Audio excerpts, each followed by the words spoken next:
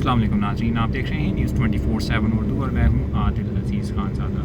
यहाँ पर कराची के हवाले से एक अपडेट आपके साथ शेयर करेंगे। जिस तरह हमने आपको रात में बताया था कि आज कराची में काफ़ी गैर मामूली गर्मी होगी और गर्मी की शिद्दत बहुत ज़्यादा होगी। इस वक्त कराची का टेम्परेचर भी तकरीबन 40 सेल्सियस के करीब है। जो फील लाइक टेम्परेचर वो काफ़ी ज़्यादा महसूस किया जा रही है, गर्मी काफ़ी ज़्यादा महसूस की जा रही है। उसकी वजह यह है कि जो अरेबियन सी में यानी कराची के जनूब में हवा का कम दबाव था वो काफ़ी हद तक शिद्दत इख्तियार कर चुका है और इस वक्त जिस मुकाम पर ये हवा का कम दबाव मौजूद है वहाँ पर तकरीबन 180 मिलीमीटर से भी ज़ायद बारिश हो रही है।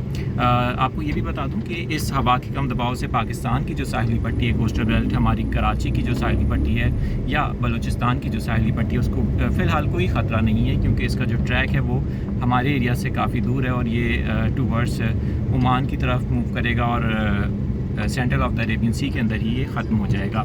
लेकिन इसके ज़ेर असर कराची में आज पूरा दिन काफ़ी शदीद गर्मी रहेगी और आइंदा आने वाले 2 से 3 दिन में जो गर्मी की शिद्दत है वो इसी तरह से बरकरार रहेगी। सी ब्रीज़ यानी कराची में जो समुद्री हवाएं हैं वो बंद रहेंगी, उसकी वजह से जो गर्मी है वो इसी तरह से बदस्तूर जारी रहेगा ये सिलसिला।